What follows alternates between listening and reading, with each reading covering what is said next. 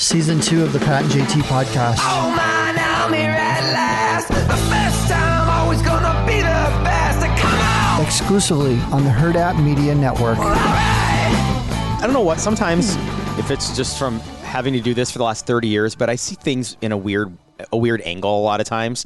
And I just have the most random thing to ask you because it popped in my head when I'm walking through a parking lot yesterday and I saw the front of a Jeep Grand Cherokee, just like my wife has. And they have those metal hooks in the front. Yeah. You know? The tow hooks. Has anyone ever used those on a Jeep Grand Cherokee? You have? I did use them once on mine when I had my green. Towing what? I pulled something out of the, I was able to pull something out from behind a shed.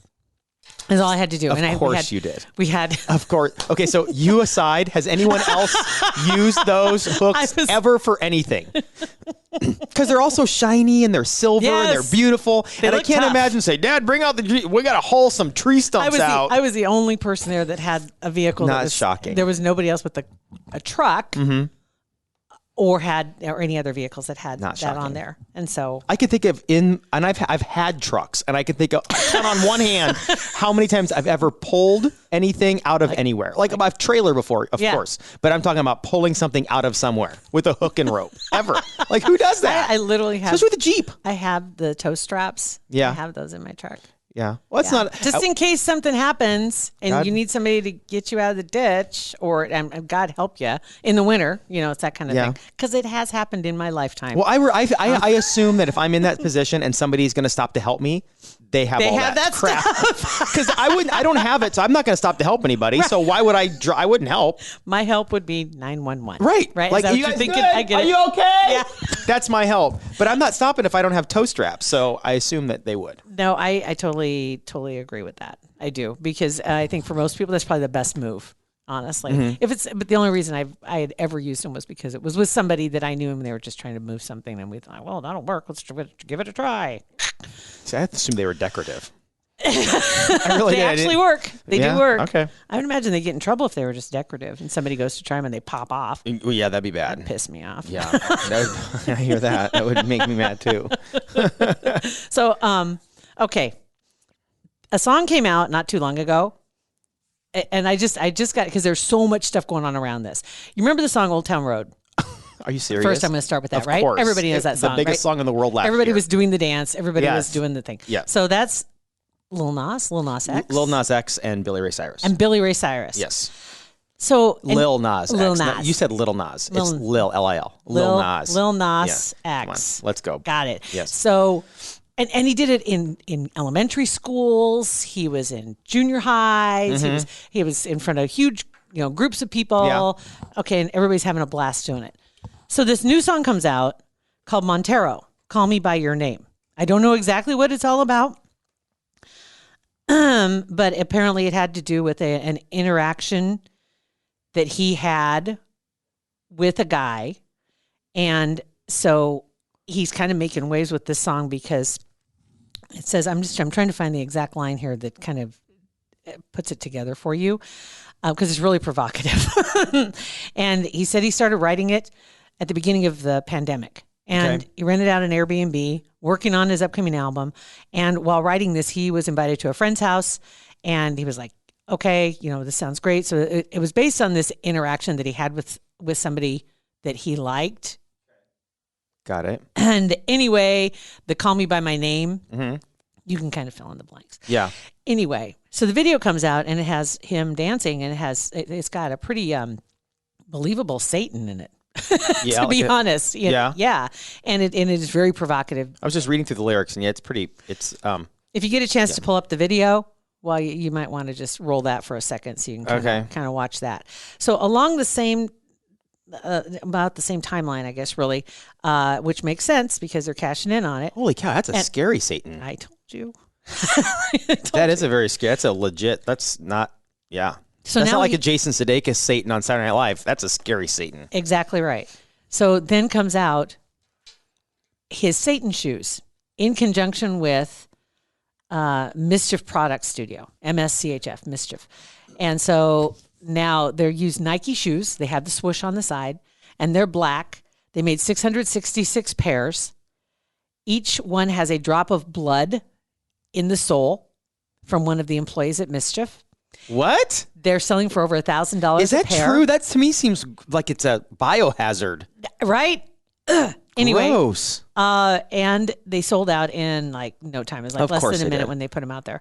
And the story was on TMZ last week. They claim now that Nike, because Nike got tons of blowback. I bet. Because he's just like, whoa, wait. I mean, what are you thinking? That's a terrible PR move. Exactly. So Nike now is coming back going, we didn't know anything about this. We had nothing Highly to doubt do it. with the Satan themed shoes. They insist they didn't authorize it. No way connected with the project. And then Nike claims that Mischief bought the shoes from Nike, and then artists did their little modifications. Can you do that? Can you do Well, that? I don't know, because you think about Like legal, you could buy any shoes you want and design them however you want. I mean, yeah, but then you resell them. Is there an issue if it still has Nike on like a them? brand, I would assume, but maybe There not. would be some brand issue, because if you're the brand, you're like, well, we didn't approve this. Yeah. We don't want this design. But if it's like something innocuous, like a bunny or something, you know what I mean? If it's something, they aren't going to do anything because it doesn't hurt their brand. I could see, maybe they just buy the shoes and do it and not tell anybody. But the blood and the soul thing, that's disgusting. They added all the bells and whistles to make it as attractive, as this, both disgusting and attractive at the same time, because it's something, well, obviously 666 pairs, over $1,000 a piece, and they were sold out in a minute when they put them up. And so now Nike is like, no. At first, Nike wasn't saying anything. That's why a lot of people were, Nike did this? Like, what's going on? Right.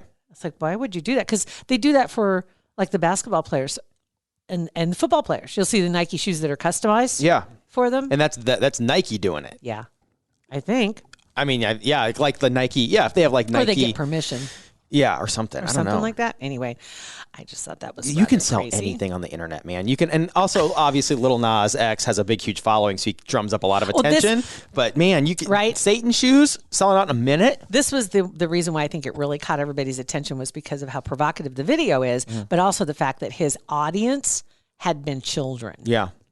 That he was so appealing to kids because of that song. But that's what And sucks about he now says I'm not targeting children. Well, that's what Miley Cyrus said too. When she was Hannah Montana forever, her tours, her music was everything, and then all of a sudden she comes out swinging naked on a wrecking ball.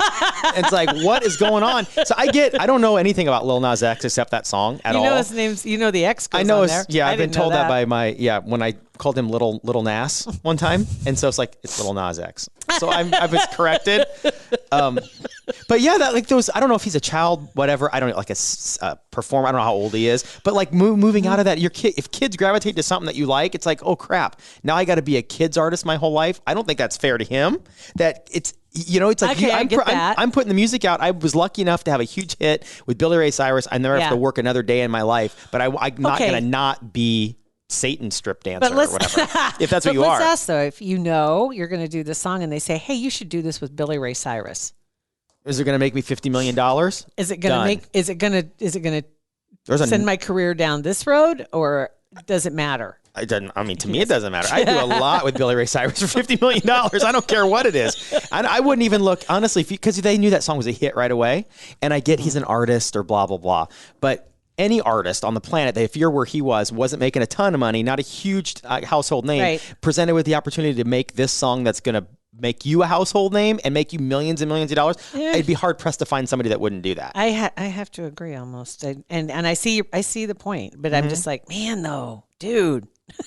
This video is really not Billy Ray Cyrus. No, it couldn't be less Billy Ray Cyrus. It couldn't be further from what you were just doing. And I don't, and to forget the Satan part of it. He's 21, by the way. Okay, so then it would have been, he'd been in his late teens, early 20s. I'm sure the song came out the beginning of last year, so it was probably written and performed the year before. So it's been a few years. I'm sorry, man. When I was 19, no scruples? No. Well, I'm 47, no scruples. Or 46, one of the two. If you had been asked to compromise your scruples, in a heartbeat? Oh, I would have burned my scruples. Oh, my God. See, okay, 25 most influential people in Time Magazine in 2019. So, yeah, you're right. He was a teenager when he started doing this. Yeah. So maybe he is, I don't know, trying to pull a Miley and define himself. I'm not really sure. And then the whole stripper thing, though, too, like if the Satan aside. Yeah. who was I talking to a couple weeks ago? I think it was one of our clients. I don't remember who it was, about just strip clubs and strippers in general. No offense to anybody who is a self-employed model right now. I'm not attacking you. They couldn't whatever. be happier right now because hands off. Yeah, 6 that's feet, right. dude. 6 feet. Right? You can't even put money in my pants. Nope, you got to put it in the drawer. I've never understood the attraction of strip poles. And stripper, like I've never understood like a girl on a pole upside down. Really? Arm shaking because she can barely hold on. Like I don't get why girls find it attractive too, but dudes primarily why they find why that's attractive Or how it got started. Yeah, like Why? hey, Becky, you're super hot, Why? but can you flip upside down and hang from that pole? I don't get it. It's used as a prop. I mean, when you watch them, the ones that are really good, like you've seen, I mean, they have classes you can take that are like exercise classes with the pole. Yeah. The whole, because it's not easy. It's not easy. Well, but I like my particular favorite are the blooper videos of people trying it and their pole falls down. Pole falls down because they just like screw it into the drywall. One of the Real Housewives from Dallas, I don't remember which one. I think it might be Cameron. I don't remember. Anyway, it doesn't matter.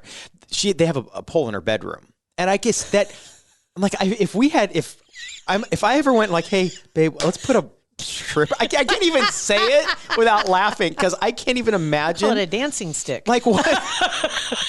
Like how ridiculous! You get home from Olive Garden, you're like, hey, let's go to the dancing stick.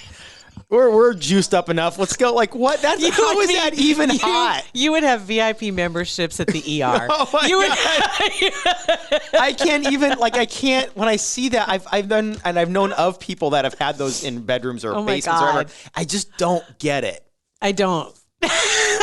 No, the actual practice of it. No, I don't. I understand in the overview. I can see. Okay, it's a prop on stage. Sure. It's like Britney and her Python. It's it's a Right. prop. It's part of the act.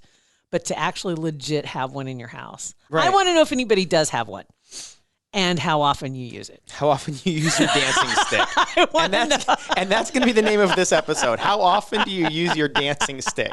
So we need to know if you've ever used the tow hooks on your Jeep, and if you have or use a dancing stick in your bedroom or room. basement. Yeah, or and whatever. if you still have it to this day, and what do you use it for now? Yeah, because you can't hang laundry on a vertical stick. Sure can't. So there we go. All right, so you can text there you us go. at 402-403-9478 or email hey@patandjt.com.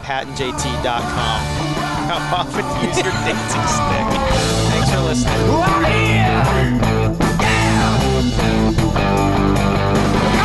Pat and JT Podcast, a Hurrdat Media Production.